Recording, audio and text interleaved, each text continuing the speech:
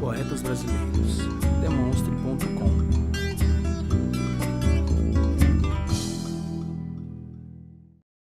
Olá pessoal, meu nome é Mariane Ferreira e hoje estamos aqui para mais um vídeo do Poetas Brasileiros. O entrevistado de hoje é Gonzaga Neto. É um prazer tê-lo aqui, Gonzaga. Então vamos falar um pouquinho mais sobre Gonzaga, sobre a poesia dele. Gonzaga, como foi o seu início com a poesia? Como foi o seu início em escrever e ler? Bom, faz pouco tempo que eu comecei a escrever, para falar a verdade. Em 2013 eu trabalhava no hospital, na Liga contra o Câncer, e aí eu era maqueiro lá e tinha uma vida corrida bastante, não tinha tempo para nada. E aí me mudaram de setor. E aí eu fiquei como porteiro, uma espécie de porteiro, eu entregava a chave, via quem estava entrando para fazer visita e tal. E eu tive mais tempo. Aí eu fiquei sentado lá, eu sou uma pessoa muito elétrica, eu não consigo ficar sem fazer nada. E aí quando eu não tinha o que fazer, eu levava meu livro e ficava lendo. E eu tinha uma amiga que ela era poeta, ela escrevia, enfim. E aí um dia eu fiz, será que eu posso fazer isso também? Aí eu tentei e comecei a escrever uma poesia. Inclusive o primeiro texto que eu escrevi, assim, de fato, que eu lembro, foi sobre o necrotério. Uma vez eu tinha deixado uma pessoa lá no necrotério e aí eu fui escrever sobre isso. E aí eu comecei a escrever. E aí eu comecei a ler ali Paulo Leminski, comecei a trazer outros autores, Bukowski, blá blá blá.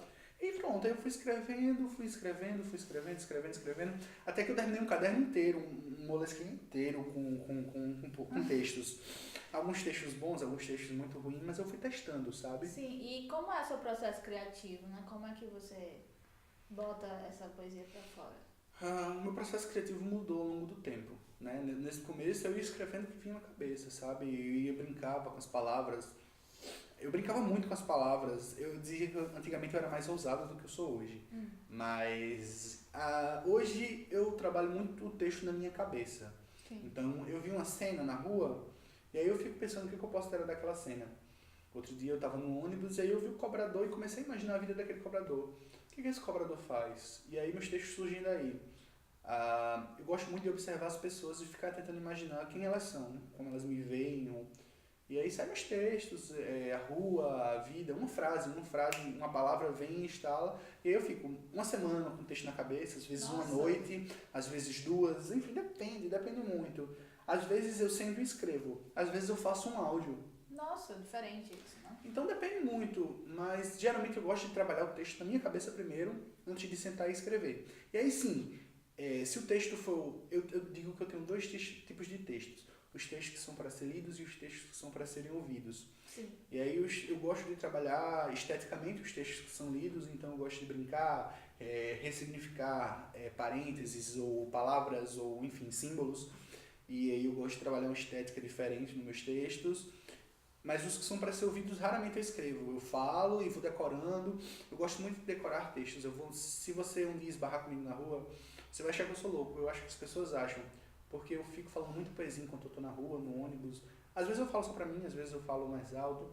Mas eu gosto de trabalhar a oralidade na minha cabeça, ver os sentidos do que eu quero dizer. Eu posso dizer eu te amo de maneiras muito diferentes. Eu posso dizer eu te amo, eu posso dizer porra, eu te amo. Eu te amo, enfim. Então as temáticas que você trabalha nos seus poemas também vão ser resultado dessa sua vivência, né? Sim. Tudo é resultado das minhas vivências, né? Tem um autor, que eu acho que é o Roberto Piva, ele diz assim, eu não acredito em poeta experimental sem vida experimental. É basicamente isso, sabe? Eu falo do que eu vivo, sabe? Se eu falo sobre, pronto, eu sempre digo, tive uma época que eu tava solteiro, eu tava na vida, eu tava querendo saber de nada, então meus textos estavam nessa pegada, numa pegada erótica, numa pegada boêmia. Hoje eu tô numa coisa muito mais light, numa vida mais tranquila, e aí eu tô observando fora, eu tô escrevendo muito sobre política, escrevendo muito sobre o que eu vejo nos jornais, escrevendo muito. Então, assim, vai porque eu tô vivendo, sabe? Vai muito porque eu tô vivendo. Massa. E aí você você tem esse hábito de compartilhar na rua mesmo os seus poemas para as pessoas, no ônibus e tal. Mas que outros meios, depois que você começou a escrever, que era o que não existia antes de 2013, Sim. que outros meios além da rua e falar para as pessoas você começou a utilizar? Ainda em 2013, um pouco mais à frente, já no final do ano, foi em dezembro, nos últimos dias de dezembro, Foi basicamente o seguinte, vou ser sincero, eu menti antes pra você que eu falei que queria que as pessoas lessem os meus textos. Eu não queria que as pessoas lessem os meus textos, eu queria que uma pessoa lesse meu texto. Eu escrevia muito sobre ela, e aí ela não via. E aí eu fiz, eu preciso mostrar pra ela. E aí eu criei a página, inicialmente, para que ela visse. E aí eu comecei a postar lá, e aí outras pessoas começaram a ver, pra falar a verdade. E aí foi crescendo. Como eu disse, em 2013 eu criei a página Amorragia, no Facebook. E aí inicialmente era para uma pessoa ver, mas depois 200 pessoas viram, e aí depois 1.000 pessoas viram, 10.000. A página chegou a ter 50 mil curtidas no Facebook. Nossa, que legal! Um compartilhamento legal. Era numa época que fazer poesia na internet era moda, tinha o estranheirismo do Zeca Magiese, tinha Eu Me Chamo Antônio, tinha uma galera fazendo muita coisa, e eu entrei nesse bolo. A gente se compartilhava, a gente ajudava um outro, eu já compartilhei coisas na minha página deles, eles postavam na minha, e até foi uma época legal, porque eu me obrigava a escrever todo dia, assim, entre aspas legal e entre aspas não tão legal, né? Eu me obrigava a escrever todo dia porque eu precisava postar na página as coisas, mas ao mesmo tempo acabava coisas muito repetitivas, sabe? As coisas que eu escrevia basicamente o que as pessoas queriam ler na internet, textos curtos, textos com pegada fofa, textos, sabe? Às vezes textos eróticos. Eu gosto de escrever textos eróticos, mas o texto erótico que eu postava na minha página não é o texto erótico que eu escrevo, né? Eu postava uma coisa muito mais bonita, muito mais... E aí quando eu saí da página, engraçado é que eu tenho um texto nesse copla que eu falo que amar fede. E não é que o que as pessoas querem saber, né? E aí eu falo sobre como a relação sexual fede e como isso é humano. Enfim, as pessoas não querem ver isso na internet. Então você acabava adaptando a sua poesia ao que as pessoas queriam ver, e chegou uma hora que isso não foi legal. Eu precisei de algumas sacudidas, sabe? Na época era minha amiga, hoje é minha companheira, ela me sacudiu muito, fez, bicho, o que você tá fazendo, sabe? Você não é isso que você escreve. E aí eu comecei a perceber isso também, e eu fiquei, ela tem razão. E aí foi quando eu meio que abandonei a página Amorragia no ápice, sabe? Tinha compartilhamento meu que era tipo postagens minhas que eram 1.000 compartilhamentos. Já teve um que tiveram 18.000 compartilhamentos e era muita gente comentando e muita gente alimentando o seu ego, sabe? Você é bom, você é o novo Drummond. Isso é horrível. Na época eu não achava, eu achava ótimo, né? Eles afagavam a melhor parte de mim, que era o meu ego. Na época eu me achava, e isso não permite que você mude. Você acha que você está ótimo, que você é a revelação da poesia, sendo que muitas vezes nem é poesia aquilo que você está escrevendo. E aí sair desse meio mostrou, tem gente muito melhor, tem gente muito boa fazendo, e isso que você está fazendo não é tão legal. Mas durante o tempo que você teve com a página, ela lhe abriu muitas portas, né? Você participou de festivais, você participou do Festival de Pipa, né? Literário, sim. Isso você teve... Não, realmente me abriu muitas portas e me fez conhecer muitas pessoas. Mas como tudo na internet é efêmero, né? Sim, o Facebook é efêmero. O Facebook é efêmero. Então, se você quer deixar sua poesia em algo mais permanente, o Facebook ele é legal pra ter essa interação com as pessoas. Sim, tem pessoa da Angola que curtia minha página. Isso é legal, pessoas de Portugal. Mas, como eu disse, hoje eu prefiro estar recitando poesia pra você e estar olhando no seu olho e vendo que você não gostou, ou vendo que você gostou, ou vendo que você chorou, do que ter 1.000 compartilhamentos e eu nem saber o que aquelas pessoas realmente sentiram, ou se elas realmente curtiram, porque... Sem ter esse feedback. E aí depois você começou a participar do grupo de Rocha, né? Sim. Depois de um tempo, né? Em 2015 já, isso aí, a gente sentiu essa necessidade de ir pra rua, sabe? Por que não ir pra rua? E aí juntamos 8 poetas, eu, Jéssica Santos, Guilherme Henrique, Ana Mendes, Igor Barboá, Leoci Saraiva, enfim, muita gente. E a gente sempre convidava pessoas, né? E a gente fazia a gente ia pra rua, pras paradas de ônibus, parada do Vidreta, parada do Midway, a parada do Carrefour, a gente fez na Paulistana ali na Zona Norte. Que legal. Dentro dos ônibus é muito legal, sabe? A gente entrava nos ônibus, aí ficava um lá atrás, um no meio, geralmente eu começava, eu levantava e falava poesia, as pessoas se assustavam, aí o menino lá de trás começava a fazer a poesia também, e o pessoal, gente, de onde vocês surgiram, sabe? E é legal ter essa interação, é muito bom. E foi massa, a gente foi fazendo, a gente distribuía zines pra eles também. gratuitamente. E é uma forma de levar a poesia pra gente como a gente, sabe? Porque a arte ela é muito elitizada ainda.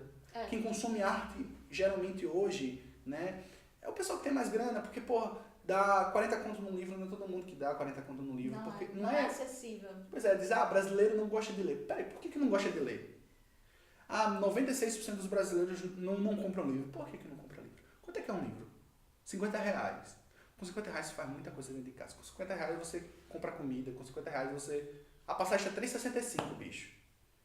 Então, complicado. Assim, é complicado.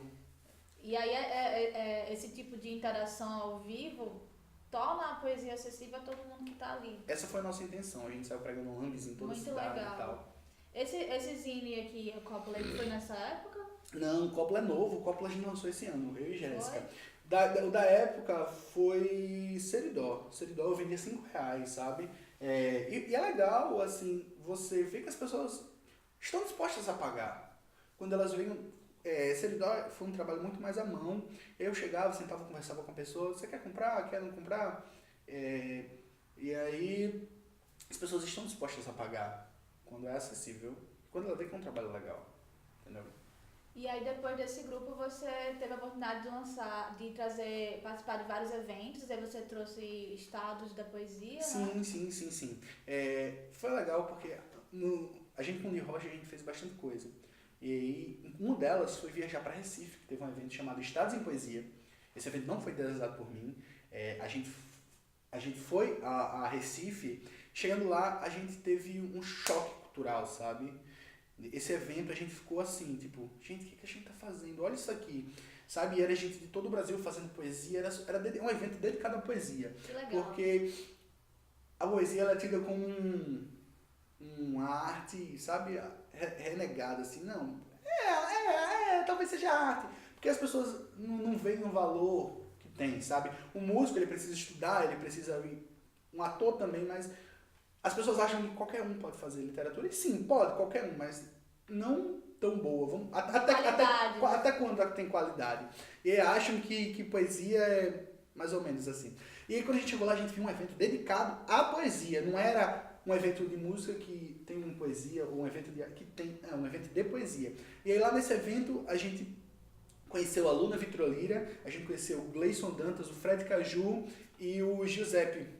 E aí a gente fez amizade, e aí a gente voltou para Natal louco, assim, precisamos fazer alguma coisa desse tipo. E aí eu fui para São Paulo, para a Balada Literária, que teve também um Estados em Poesia lá, e depois eu fui convidado para ir para o Estados em Poesia no Rio Grande do Sul. E a gente, não, precisamos fazer em Natal.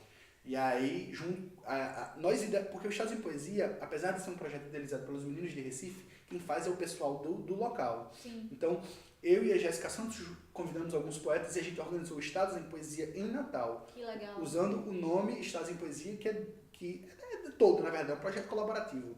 E aí os meninos também vieram, os meninos de Recife vieram, gente da Paraíba, veio gente da Bahia, veio gente do Piauí, Brasília, Rio de Janeiro, veio gente de bastante canto. 2017. 2017. Ano passado, vai fazer um ano agora.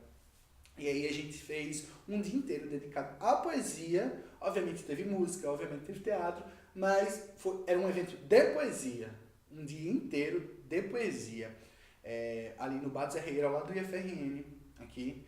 O IFRN Cidade Alta. E foi muito bom, sabe? Foi maravilhoso. E depois desse evento, de ter publicado os exines junto com o De Rocha, você teve a possibilidade de lançar um livro seu, né?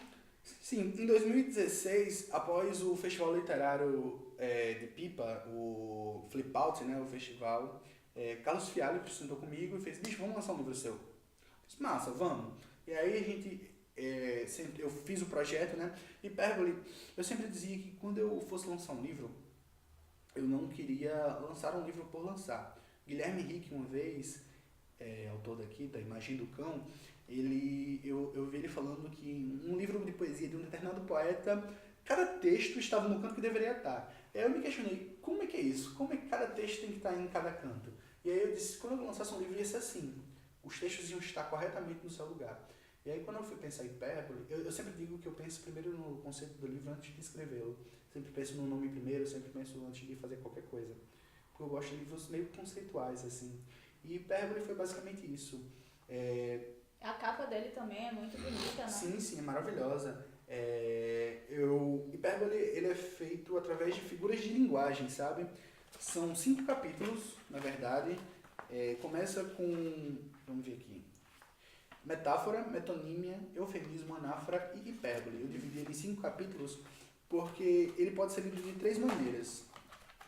A primeira é que você pode ler aleatório. Cada texto se resolve por si só. Você pode ler ele por capítulo. Então, metáfora, ele tem um tema que é amor, né? Metonímia fala sobre sexo, eufemismo fala sobre confusões em relacionamento, enfim, até chegar em hipérbole. Hipérbole é welcome to bad, tá ligado? É bad total. E a terceira maneira é que você pode ler ele linearmente, que você consegue construir um pós-texto. Mas é como se fosse uma espécie de diário. Você consegue construir uma história atrás de cada... Juntando todos os textos, você consegue, se você tentar, você consegue perceber uma narrativa nesse Legal. E, Gonzaga, se você tivesse que dar um conselho breve, assim, para os poetas que estão começando a vida e querem se tornar poeta um dia, mas estão meio perdidos, o que é que você aconselharia a eles? Escrever bastante, porque escrever não é só inspiração, né? É preciso trabalhar muito, estudar, ler, escrever mais um pouco, mas principalmente aparecer, sabe?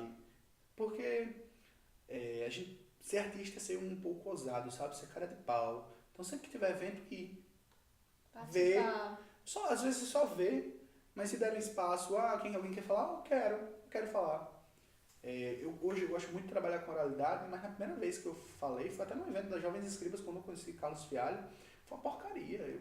Parecia que eu tava gritando, jogando as coisas lá, mas foi muito custoso pra mim. Então você acha que realmente o poeta tem que se mostrar, né? Tem que se a mostrar. Rua e tal. Não só em eventos, sabe? A rua tá aí pra isso. Não, é muito interessante isso. Eu acho que realmente as pessoas têm que procurar se mostrar. Gonzaga, eu fico muito feliz de tê-lo trazido aqui. Muito obrigada pela sua participação. Se você quiser conhecer o trabalho do Gonzaga, conhecer mais poetas e outras coisas poéticas, continue acompanhando o canal. Muito obrigada, gente. Tchau, tchau. Tchau, tchau.